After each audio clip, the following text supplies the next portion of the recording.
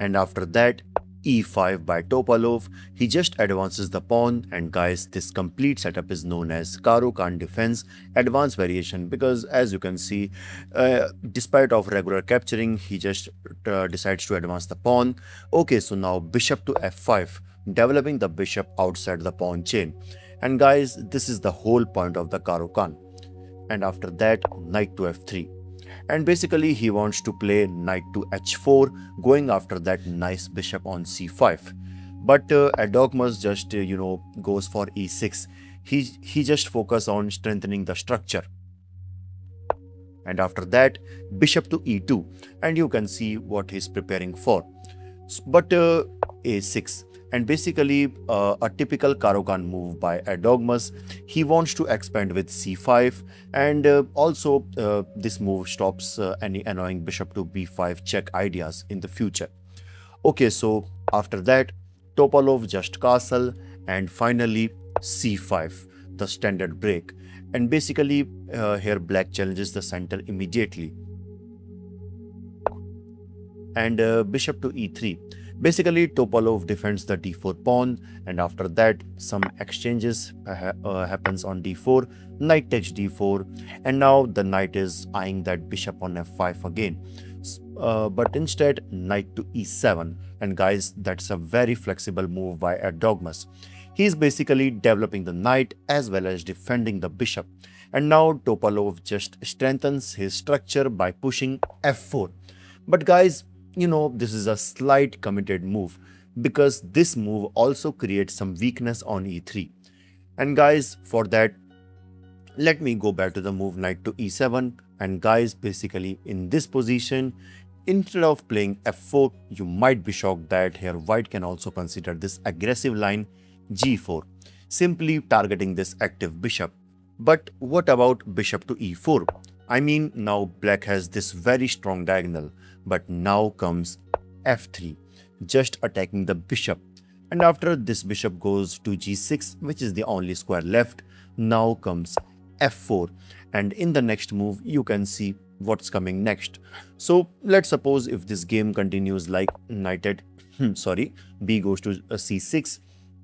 If he, tries to target this knight, but now comes knight takes c6, b takes c6, f5, attacking the bishop. But if e takes f5, and obviously recapturing will be bad, because this will completely opens the g file. So that's why knight to c3. And yes, this can be considerable. And let's suppose if black captured on g4, it will be bad for black, because as you can see now this f file is opened. And after that, simply bishop takes g4. And basically if black thinks that now he is a pawn up, but guys, just look at this position carefully. I mean, white has a massive lead in development, and all of his pieces are pointing at the black king. I mean, this queen is now ready to jump to d4, and you can see e6 is also coming, which will completely destroy the structure. And also look at this rook. I mean, all pieces are well coordinated and ready to smash black position. Okay, so in the game, after the move f4, h5, and here Erdogmus plays a very aggressive move. He stops any g4 ideas, and basically he also eyes to a potential rook lift. Either this rook can go to h6, or even you can see black can anytime launch a pawn storm. And basically he's not afraid of the former world champion. Knight to d2, and you can see in the next move he might be preparing to push c4. But knight at b goes to c6. Erdogmus develops with a tempo, attacking the knight on d4.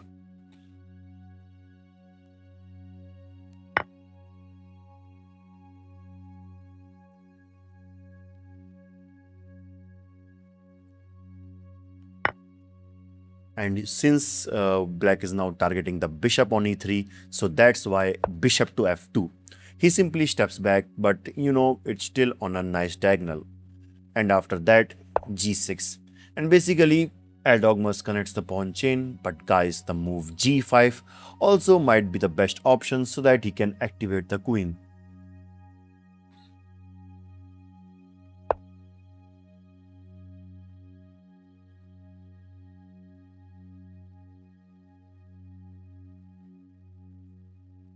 Okay, so now rook to c8, preparing for knight to b4. So to stop this move, knight to b4, basically basically Topalov goes for a3, and now you can see he's preparing to b4 so that he can expand on the queen side.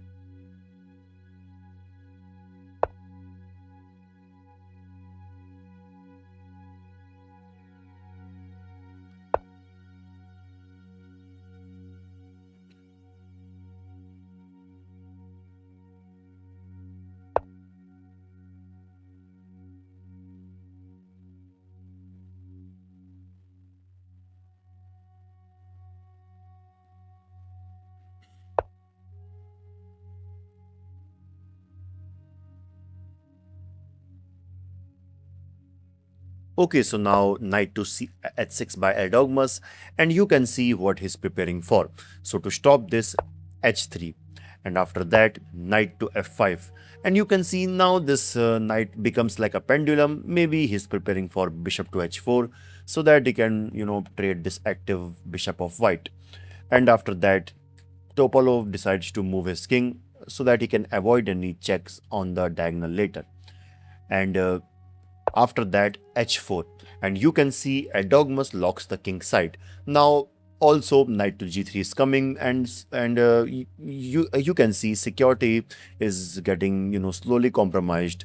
So that's why now Topalov just brings his knight to f3 so that he can add an extra defender, but knight to g3, and you can see now he's targeting the rook.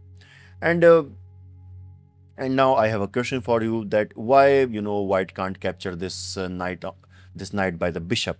Let me know in the comment. Okay, so for now he goes for rook to e1. He finds the best move, and after that g5. And basically Erdogmus is preparing to completely rip open the g file, and so that he can bring his rook on g8, which is absolutely crushing.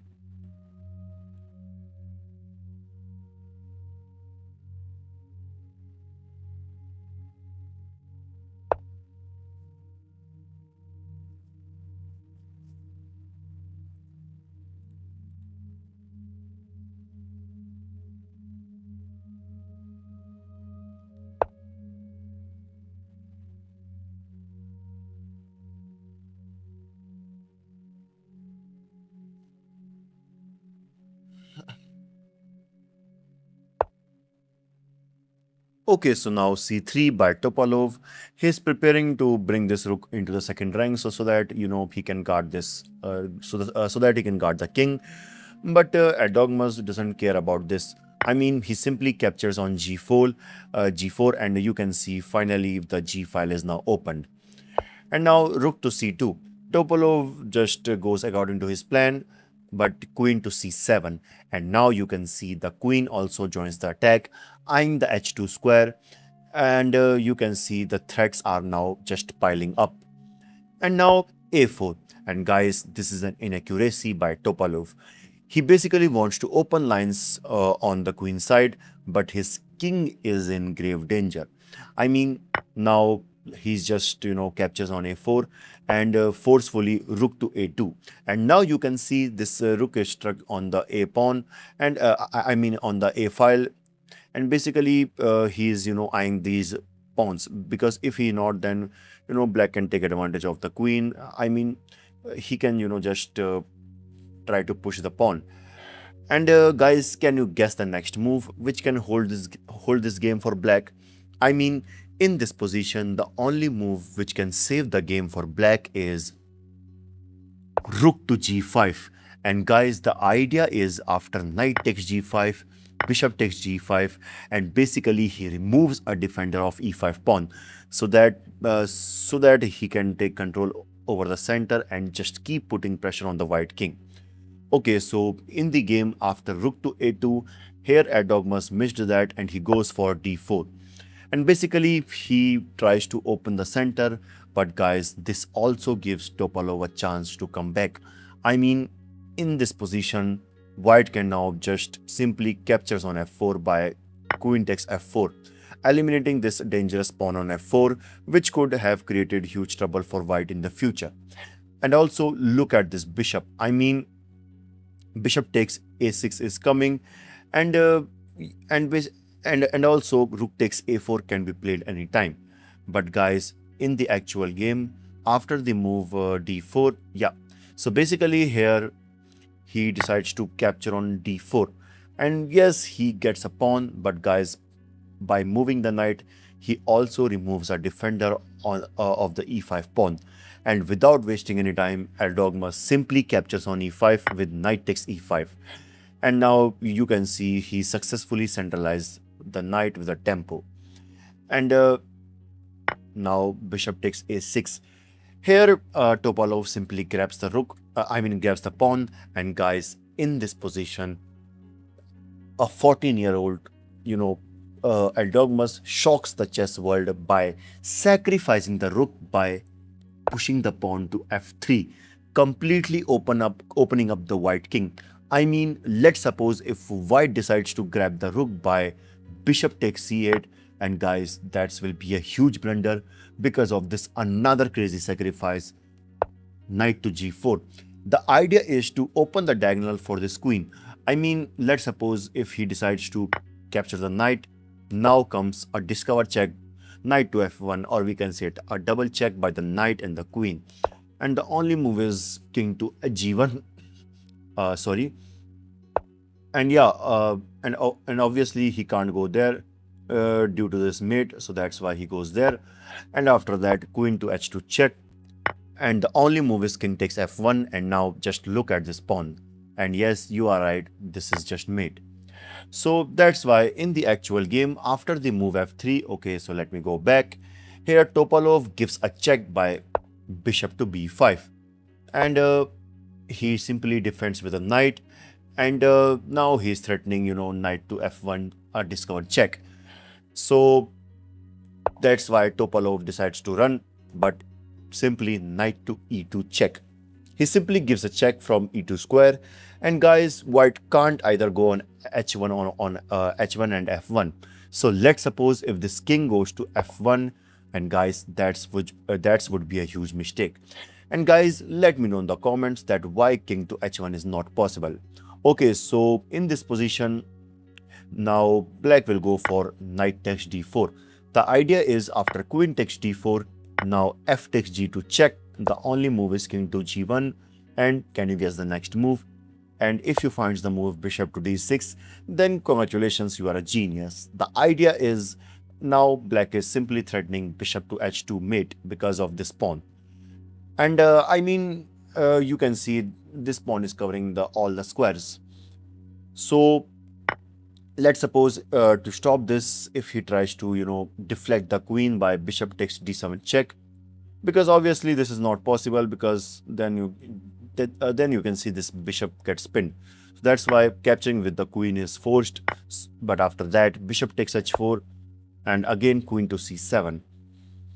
Okay, so rook takes g2, rook takes g2 check, king takes g2, a3. And you can see that look at this pawn. It's just winning for black. Okay, so in the game, after the move knight to e2 check, okay, so let me go back. So that's why after calculating all of this stuff, Topalov decides to capture on e2 by knight takes e2. And after rook takes g2 check, king to f1. And guys, in this position, Erdogmus goes for this amazing rook sacrifice. Rook takes f2 check. And basically his idea is that he just want to rip open the white king, because now comes this amazing check, queen to h2. And after Topalov captures on f3, he gives another check from h3 square, king to f2. He gives a check from f5 square again. And guys, in this position, Topalov made some mistake.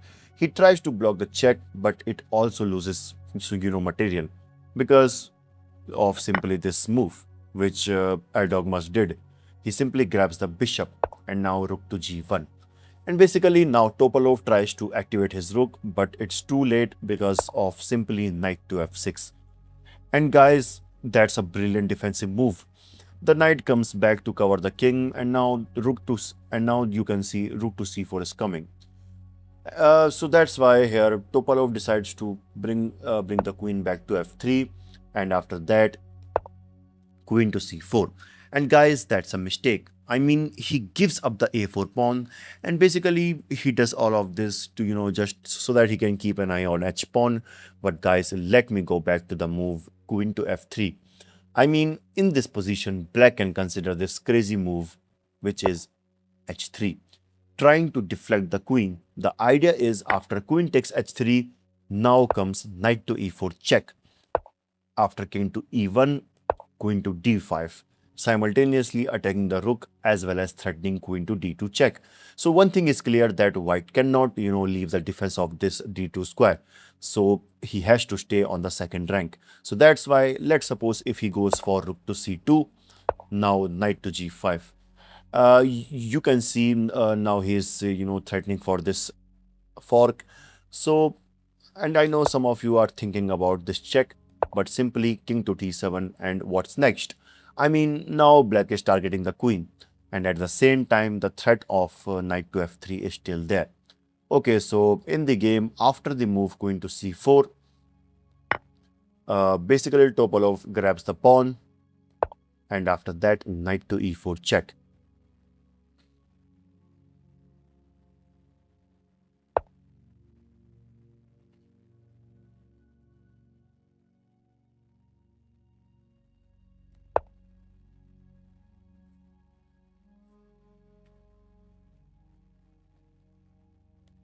And after that queen to b7, and now he is preparing for rook to a7 so that he can mate so that he can mate black on e7. So to defend this, he simply targets the queen as well as defend the 7th rank.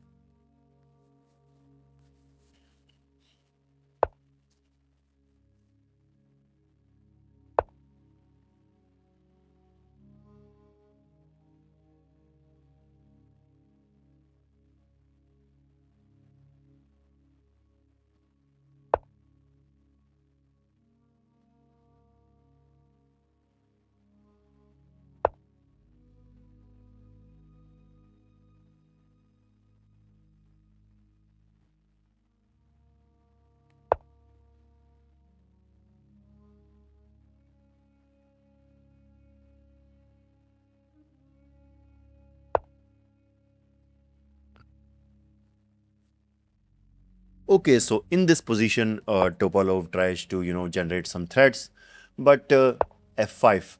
And basically, so previously you can see he was targeting the knight, but f5. I mean, he just blocks the 5th rank.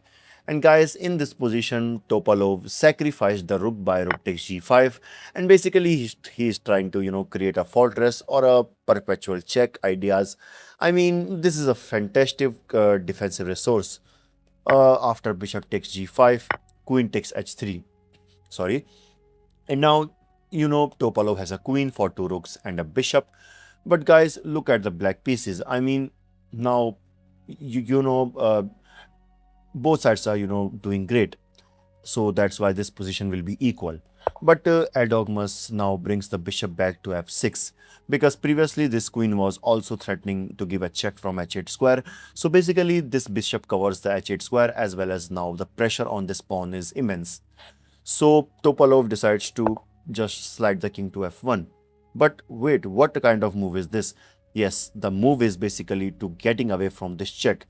And now let's suppose if he decides to capture the pawn by bishop takes c3, now that would be a huge mistake because since there is now no check, so that's why white can take advantage of this by rook to c5, attacking the bishop and the queen simultaneously.